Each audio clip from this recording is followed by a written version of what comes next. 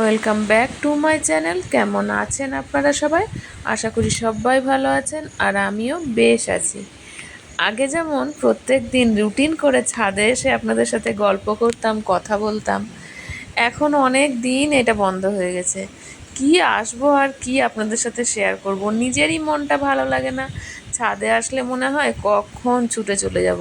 তো যাই হোক, এখন ওয়েদারটা তো চেঞ্জ হয়েছে, বৃষ্টি হচ্ছে, ঠান্ডা আবহাওয়া, আর গাছপালাগুলো একটু সবুজ হয়েছে, মানে সবুজ আস্তে আস্তে হয়ে যাচ্ছে। আর দেখুন আমার শিউলি গাছটার কি সুন্দর গ্রোথ হয়েছে। কি জানি, দুর্গাপুজোয় যদি দু চারটে ফুল হয় তো বেশ হবে। আর পাতাবাহারগুলো সেই রকম হচ্ছে, সেই হচ্ছে আর কি। এই পাতাবাহারটা যদি খুব বড় একটা পাতাবাহারের গাছ করতে পারি তাহলে নিজেরই দেখে শান্তি আর আপনাদেরকে দেখিয়েও শান্তি।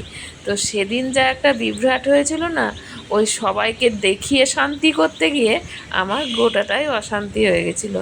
কারণ কি বলুন তো, ওই যে একটা কাগজ ফুলের মানে অ্যাডেনিয়াম বলে কি ওটাকে, এই মুহূর্তে মনে করতে পারছি না, তবে কাগজ ফুলের গাছ খুব ফুল হতো, আপনাদের সাথে শেয়ার করতাম। এখনও দু একটা ছবি আমার কাছে রয়ে গেছে, সেটাই ফুল এসেছিলো আর আপনাদেরকে দেখাবো বলে আমি কার্নিশে রেখেছিলাম, আপনাদেরও দেখাতাম, পাড়া প্রতিবেশীরাও দেখতো।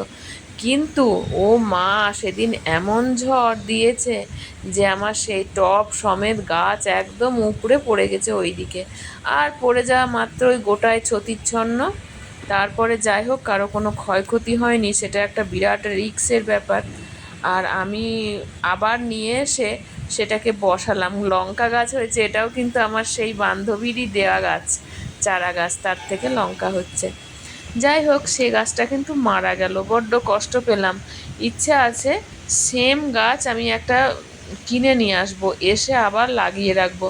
খুব খুব কষ্ট, কেননা ভালোবেসে বান্ধবী দিয়েছিল যে না এটা তোমার জন্য স্পেশালি।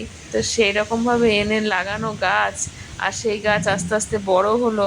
কিন্তু কি হলো, শেষে সে আমার দোষেই সেই গাছটা চলে গেল। তো যাই হোক, আনবো, লাগাবো পরে এক সময়। আর দেখুন এদিকে নেমেই ঝটপট ভাত বসিয়ে দিয়েছি, একদিকে চা আর একদিকে ভাত, মা ওদিকে সবজি কাটছে, আর এদিকে চাটা গরম গরম খেতে হবে। কেননা এইরকম ওয়েদারে না চা না হলে বেশ জমে না, তাই কি না বলুন তো? আমি কিন্তু দুধ চাটাই বেশি প্রেফার করি এই ঠান্ডা ঠান্ডা ওয়েদারে।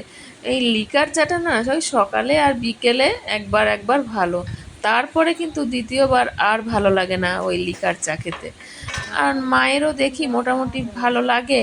তো সব মোটামুটি টিফিন টাইমে একটু এরকম চা হলে, প্রতিদিন না মাঝে মধ্যে হলে বেশ ভালো হয়।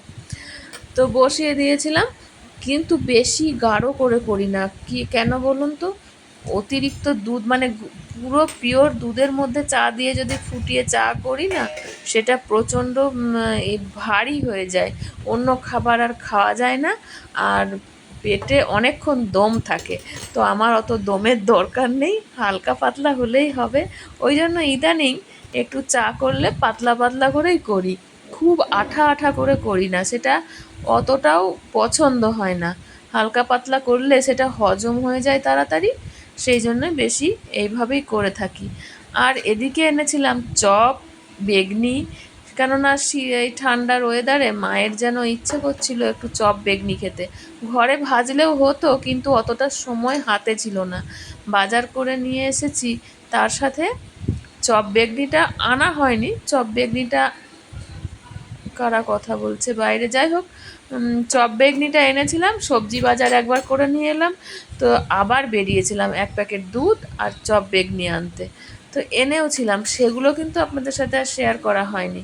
সেটা না একটু মুড়ি নিয়ে, অল্প সামান্য মুড়ি দিয়ে সেটা খেয়ে নিয়েছি। আর এই যে সামনে আপনাদের রাখা আছে, এটা দাদার ভাগেরটা, ওরটা রেখেছিলাম, ওটাই আপনাদেরকে দেখালাম। আর এই দেখুন চা নিয়ে বসে গেছি, চাটা কিন্তু খুব সুন্দর চা হয়েছিল।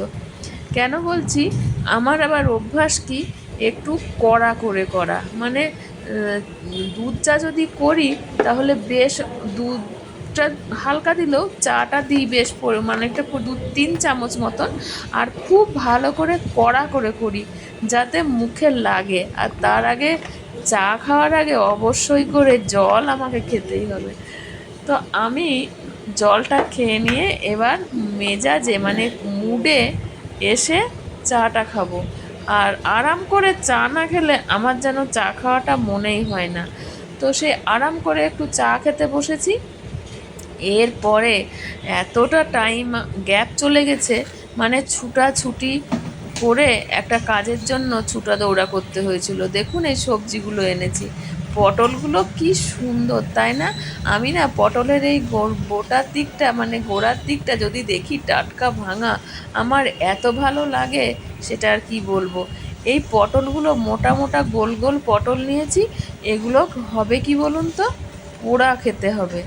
আর পোড়াটা খেতে এত টেস্টি হয়, ভাতে রুটিতে দুটো জিনিসেই দারুণ কিন্তু জমে যায়। তো আমাদের ভাতেও ভালো লাগে, রুটিতেও ভালো লাগে। এই সকালের পর আপনাদের সামনে আর আসতেই পারিনি, একটা কাজ পড়ে গিয়েছিল। সেই কাজের জন্য ছুটাছুটি করতে গিয়ে ভিডিও করতে গেলে তো একটু সময় সাপেক্ষ, মানে সময় হাতে নিয়ে করতে হয়। আর অতটা সময় সেদিন কিন্তু পাইনি। ইচ্ছে ছিল অনেকটাই শেয়ার করব, কিন্তু এমন কাজ একটা আমার উপর এসেছিল যে কাজটার জন্য রান্না করতে করতে আমাকে ছুটতে হয়েছিল। আবার রান্না এসে সেরে আবার অনেকগুলো 2-3টে কাজ করেছিলাম। তো সে কাজের জন্য আপনাদের সামনে আর আসতে পারিনি। এরপরে এসে খুব 2:30 বেজে গিয়েছিল। 2:30-3টে এসে খাওয়া দাওয়া করে, না স্নান করে খাওয়া দাওয়া করেছিলাম, আজকে স্নান করাই হয়নি আমার। তো এসে ঝটপট করে ছাদে কাপড়গুলো মেলে দিয়ে গেছিলাম। আর মেলে আবার এসে দেখছি মেঘ করেছে, আর এই মেঘের জন্য প্রচণ্ড হারে বৃষ্টি আসবে মনে হচ্ছে, ওই জন্য কাপড় জামাগুলো তুলে নিতে চলে এসেছিলাম। আর আপনাদের সাথে কথা বলছিলাম কিন্তু ভয়েসটা জানি না খুব হালকা হচ্ছিল, সেই জন্য এখানে ভয়েসটা মিউট করে দিয়েছিলাম। বলছিলাম এটাই যে বিকেলে তো বেড়াতে যাওয়ার কথা বান্ধবীদের সাথে, দেখা যাক কি হয়। আকাশের অবস্থা তো ভালো না, তো এই দিক থেকে তুলে ওই দিকে শেডের তলায় মেলে দিই গা। এইখানে মেলা থাকলে আবার বৃষ্টিতে ভিজিয়ে দেবে। মোটামুটি জল ঝরে গেছে, একটু ঝরঝরে হয়ে গেছে। এরপরে তুলে নিয়ে ওইদিকে মেলে দেবো ভারীগুলো, আর কয়েকটা জিনিস সিঁড়ির মানে একটা তার দেওয়া আছে সিঁড়িতে, সেই তারে মেলে দেবো ভাবছি। তো এই হচ্ছে ব্যাপার। প্রচণ্ড মেঘ আর বৃষ্টি নামিয়েও দিল। এত বৃষ্টি হচ্ছে মেলাতে মানে বেড়াতে যাওয়াও হবে না মনে হচ্ছে, আর মেলা তো দূরের গল্প, রথের মেলা বা রথ দেখতে যাওয়া একা একাই যাব ভাবছিলাম, কিন্তু সেটাও আর মনে হচ্ছে সম্ভব হবে না। তো দেখা যাক কি হয়। দেখো 4:45 বাজছে, বৃষ্টি নেমে গেল।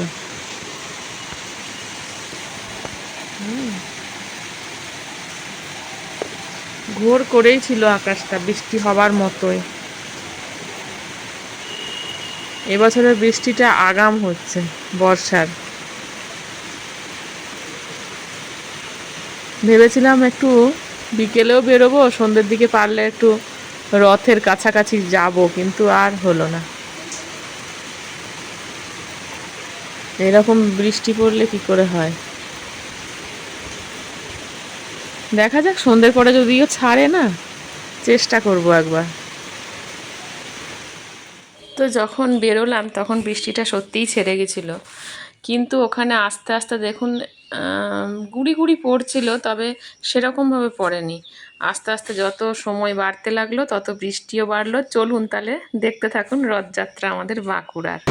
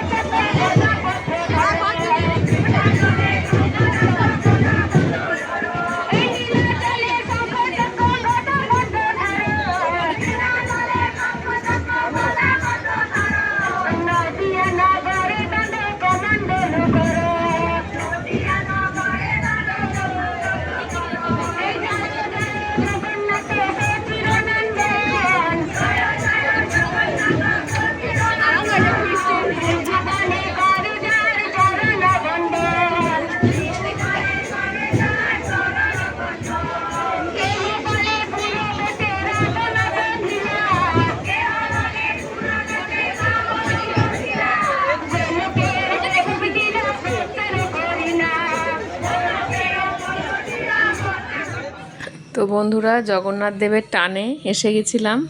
আমারও দর্শন হলো, আপনাদেরও হলো। তো আজ আসি। সবাই ভালো থাকবেন, সুস্থ থাকবেন, সাবধানে থাকবেন। জয় জগন্নাথ। আসছি, সবাইকে টাটা।